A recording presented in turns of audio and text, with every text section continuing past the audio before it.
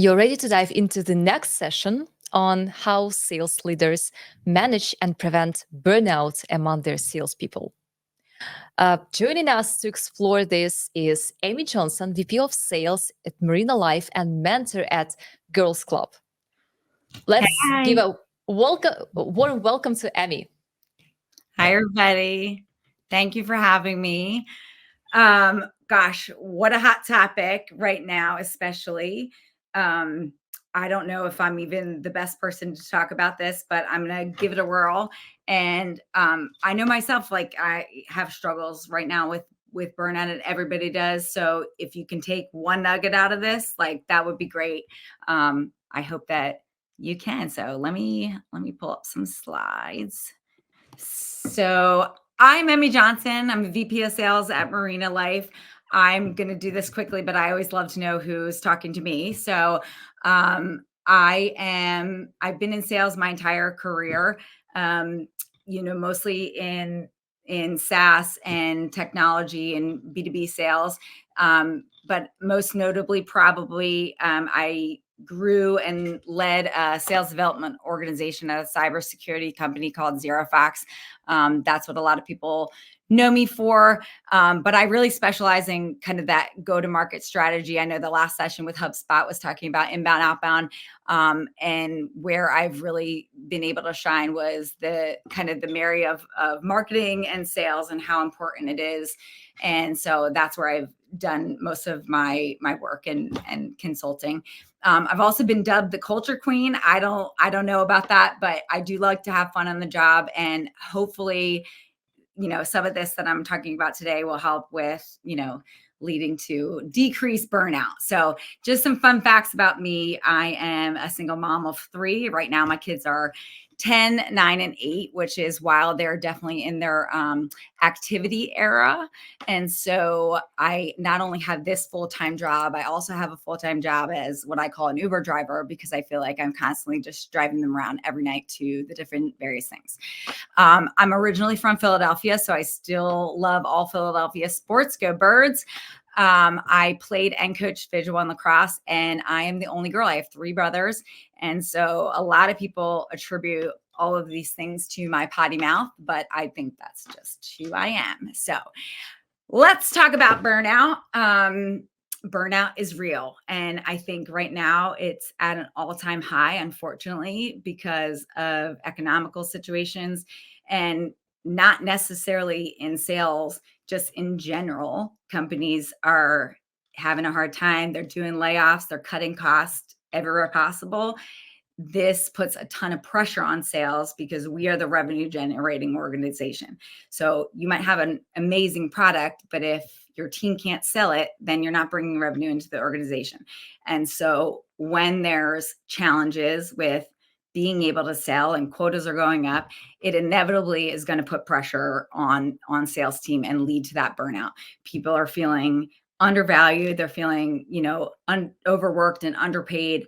And that's across the board. But I think sales especially is feeling it because companies aren't buying anything. I mean, I know from my personal experience, we are not buying anything unless it's absolutely mandatory. We're even evaluating things that we currently have. Look at this tool. Do we absolutely need it? How many licenses do we have? Can we decrease seats? It's just anywhere you can possibly reduce costs because sales aren't increasing the way that we're expecting or forecasting. Maybe as a salesperson, you're used to traveling a lot and you're not allowed to anymore, or it decreased a ton. You used to have a big, expense budget, and now you're not allowed to expense anything, or it's very tight about what you are. Those things all lead to, kind of stress in sales of, this is not what I'm used to, and it's making me very uneasy. So this is a problem across the board. I added this in here because a friend of mine who knew I was doing this sent this to me. This was recently, CNN posted on their Instagram that a third of big companies are, evaluating different ways to help with the burnout. So they're looking at, 4-day work weeks, or, just anything that they're experimenting with different things to try to decrease that burnout that's happening a lot across the board. So again, I'm not sure if I had the answers. There's certainly not a easy button for this, but when I think about what motivates me or salespeople in general, and I've had a lot of salespeople report to me over the years, and as I talk to them about what motivates them, I kind of break it down into a few different factors. So the first, I don't have them in bold for a reason. So the number one thing I think that people are motivated by, especially salespeople, is compensation. So what's the base salary? What's my OTE? What's my variable? How much can I make? Is the quota attainable? So typically when someone's looking to leave, that is the number one factor. This job is paying me more money. The other thing is promotion or upward mobility. A lot of sales reps in particular want to get into leadership positions, and that just may not be available, right? In your company because of the economy or just in general right now. We just don't have the positions to put them in. But those two things are really out of our control. A lot of times there's not much we can do about it. So the other things I think are where we focus to say, okay, these we can impact and it doesn't have to cost a lot of money. And they are recognition, a flexible work schedule, and having fun on the job. And I'm going to dig into each a little bit separately. So the first one is recognition. I think it's funny because I always say, I would ask reps if they wanted $1,000 or to be recognized to like the publicly or like me to send an email to the CEO, and that's what they would choose. But I think it's natural. Like it's in our nature as humans to want to feel appreciated for the work that we're doing, even if it's small. And I think sometimes the big things, like if you have a quota and you're hitting it or you got a new customer, those, inevitably get kind of recognized by people. But it's some of the smaller stuff that, flies on the radar. And especially right now where maybe we're not getting these big sales, we're not bringing on new customers, but you're working your ass off, having someone point out either publicly or, in a one-on-one setting is really, impactful. And it does help with, your happiness and your just kind of the burnout factor. So I listed a couple things that I think are easy to do, but again, it's just making them a priority to do. So, whether it's public or in a one-on-one setting, I think an easy thing is if you do department updates or have all hands meetings, making a point to pepper in there to certain reps stuff that they did. And again, it doesn't have to be they got this big deal or, they got a new customer. It can be smaller things, but shouting them out, publicly is really important. The next is company-wide emails or like Slack messages if you use Slack. I know for us, we have automated emails that go out for some of those bigger things. Like I said, hey, we got a new contract or whatever.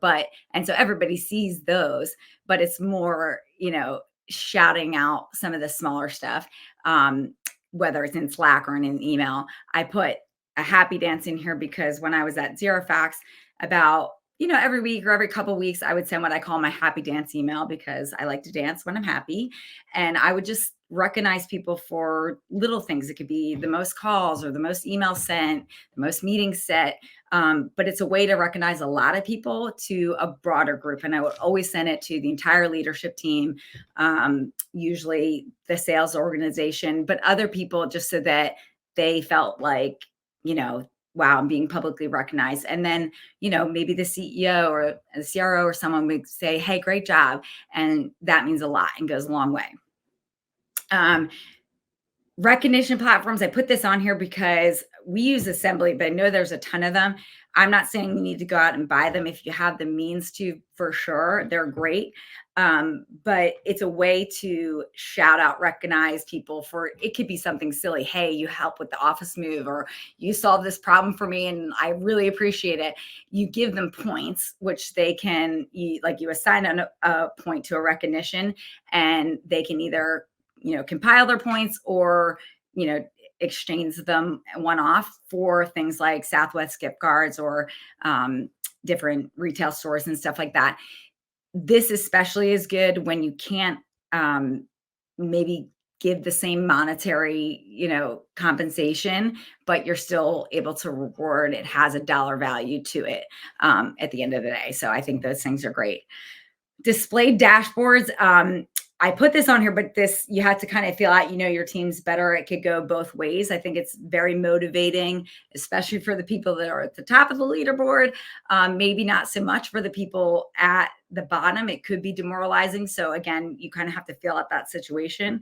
But I think it breeds like healthy competition among, your peers, and it can be a really great thing. The other thing that I've done, and I try to do every year, is either a SDR appreciation day. And so I'm sure you've heard about this before, but I started this a long time ago. I don't even know how long ago now, where a whole day, and it's a surprise to the team, is based around the organization recognizing and thanking the hard work that they do. This was an SDR team at the time, but you can do it really for any team. But it's to say, like, SDRs, their job is thankless. They're doing one of the hardest parts of sales. They're cold calling, cold emailing, and especially in, the state of the world today, that's even harder. So it was everybody from the leadership, the sales team, thanking them and saying they really appreciate what they do for the company. And so, I would do different, events throughout the day, but always decorate their desks so that when they come in, they know it's a surprise. But I have done tons of things, like we did an executive call blitz one year where we all make calls for them for an hour. I do like superlatives, kind of awards for people. And we always end with like a happy hour or some kind of team function, which is really fun. But again, it goes to show that you're appreciated. We see the hard work that you're doing and we recognize it. The impact award, it could be called different things, but it's, I've done this at a couple companies where it's a quarterly award that the leadership votes on. It can be for anyone in the company, but it's really to say that we're recognizing you for making a huge impact on the company as a whole. And it doesn't necessarily have to be an impact on your department, just in general. And so it's voted on. It's usually a stock-based award. So if you're, a private company, it's a great way to recognize people without there being a monetary implication. And the last is the prize wheel. I don't do this right now because I don't have a wheel, but think of a Wheel of Fortune kind of wheel, and I would update it probably quarterly with the prizes that are in the different sections. And it could be anything from Southwest gift card, a case of beer, to better luck next time. And they would really hate when they would get that one with their spin. But you set a target of like, hey, you get a wheel spin for this. And again, the prizes are not huge in monetary value, but they do go a long way. So those are just a couple things that I think there's plenty of things you can do to recognize, but it's really making a point to do that because it helps with people's motivation and, keeping them happy on the job. The next is work-life balance, or like having a flexible schedule. I think this is really important these days. And I know with COVID, everybody was working from home, and now it's kind of a hybrid situation, or companies want you back in the office. That's causing a lot of duress as well, because people were kind of comfortable working with home, and now they're being forced to go back into the office. And so sometimes it's, I'm burnout, or I'm looking to leave because I don't want to go back into the office. There's a lot of things, and I think setting expectations with your employees and saying, this is what I want, but also what is it that you need? The more flexible you can be, the better. I know, I have a situation that's challenging, being, a single mom and having my kids be so active. So flexibility is really important to me. However, I enjoy going into the office. I like the collaboration. I think it's great to be around people, even if it's only once or twice a week.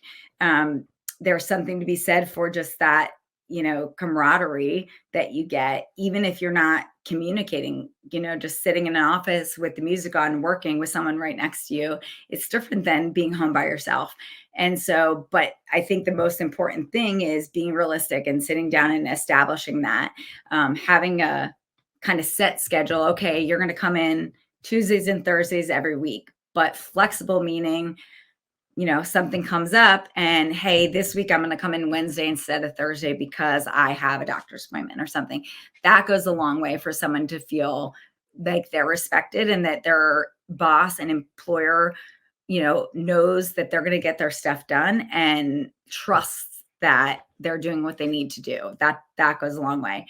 I love the quote, schedule your priorities instead of prioritizing your schedule. I think that's an easy trap that we all fall in, of looking at our workday and just being like, oh my gosh, and I got to do this, this, and this. But thinking about the things that really make you happy and that you need to do in order to stay sane is really important. Maybe that's working out. I don't know. Or like, okay, I really want to work out. I know that makes me feel better. So scheduling, every day on your lunch break, you're going to work out, or, I'm going to go to this class at this time. But thinking about those things that you need to do that are going to make you a better employee, and, scheduling that and being honest with, your employer, and vice versa, and setting realistic expectations. I think being able to unplug is really important. And especially with work from home, this has become I'm always available kind of thing. You might be at your kid's game and you're checking your phone and responding to emails. That's not healthy. And that's where we get burnout, because we're literally working around the clock.